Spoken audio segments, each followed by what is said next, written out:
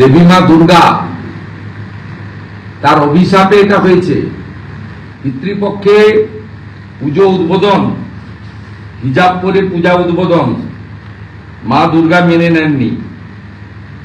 তো পরিষ্কার ভাবে আপনাদের বলছি, শনিবার দিন পিতৃপক্ষে যে 3টে পুজো উনি উদ্বোধন করেছিলেন, তার মধ্যে হাতিবাগানে হিজাব পরে, বৃষ্টি পড়লে ছাতা মাথায় রাখতো, কান বের করে রেখে কেউ বৃষ্টি আটকায় না।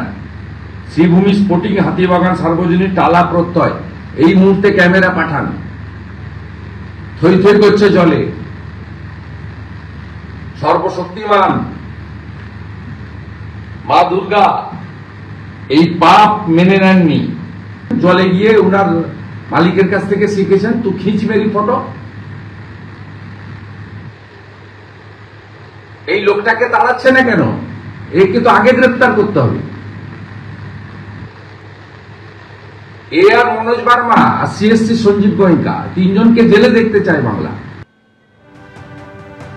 রাতভর একটানা বৃষ্টি এবং রেকর্ড পরিমাণ এই বৃষ্টির জেরে আজ সকাল থেকে আপনাদের দেখাচ্ছি যে গোটা শহর জুড়ে মানুষের একেবারে দুর্ভোগের ছবিটা। তার কারণ গোটা কলকাতা একেবারে ভেসে যাচ্ছে, দিকে দিকে জলমগ্ন হয়ে পড়েছে এবং যারা রাস্তায় বেরিয়েছেন তারা একেবারে চূড়ান্ত সমস্যার মধ্যে পড়েছেন। রাসবিহারী অ্যাভিনিউ থেকে শুরু করে শহরের অন্যতম একের পর এক গুরুত্বপূর্ণ রাস্তা, সেটা সল্টলেক হোক, সেন্ট্রাল অ্যাভিনিউ হোক, বালিগঞ্জ কিংবা গড়িয়াহাট, শ্রীভূমি স্পোর্টিং, প্রেসিডেন্সি বিশ্ববিদ্যালয় থেকে শুরু করে এমনকি এসএসকেএম হাসপাতাল, সেখানেও বিভিন্ন ওয়ার্ড একেবারে জলমগ্ন হয়ে পড়েছে। ফুলবাগান, পার্ক সার্কাস, বিসি রায় হাসপাতাল কিংবা যাদবপুর, সর্বত্র একেবারে একই অবস্থা। জল যন্ত্রণায় চূড়ান্ত নাজেহাল শহরের মানুষ।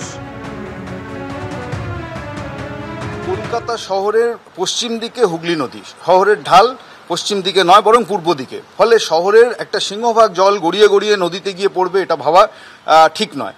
ফলে এটা তো আমরা জানি শহরের ইতিহাস। ফলে এখন সেই শহরে যদি জলের অ্যাডিকুয়েট পাম্পিং সিস্টেম বা আপনি যে সাম্প ব্যবস্থার কথা বলছেন, সেটা যদি আমরা করতে না পারি, আমি বলছি তাহলে বিপদ বাড়বে। যদি রাস্তার তাপ্পি মারার মতো করে যদি নিকাশির সংস্কার হয়, হবে না। তার ডায়ামিটার বহু ক্ষেত্রে বাড়িয়েছে, কিন্তু আরও বেশি নিকাশি নালার দরকার। নিকাশি খাল যেগুলো ডুবে গেছে, হারিয়ে যাচ্ছে, মুজে যাচ্ছে, সেগুলোর সংস্কার নেই। আচ্ছা, চোখের সামনে পুরসভা বহু ক্ষেত্রে জলাভূমি ভরাট হতে দেখেও অ্যাক্ট করতে পারছে না। পুরসভার প্রথম কাজ এইগুলোকে রক্ষা করা, নতুন করে কড়া বিধিনিষেধ যে যাতে আর জলাভূমি ভরাট না হয়, আর নিকাশি ব্যবস্থার সংস্কারের একটা ব্লুপ্রিন্ট তৈরি করা, যে আগামী 25 বছর, 30 বছর, 50 বছর এই শহরের মানুষ এরকম চেঞ্জ ক্লাইমেটে যদি বাস করতে হয়, তাহলে নতুন কি ব্যবস্থা আমরা ভাবছি।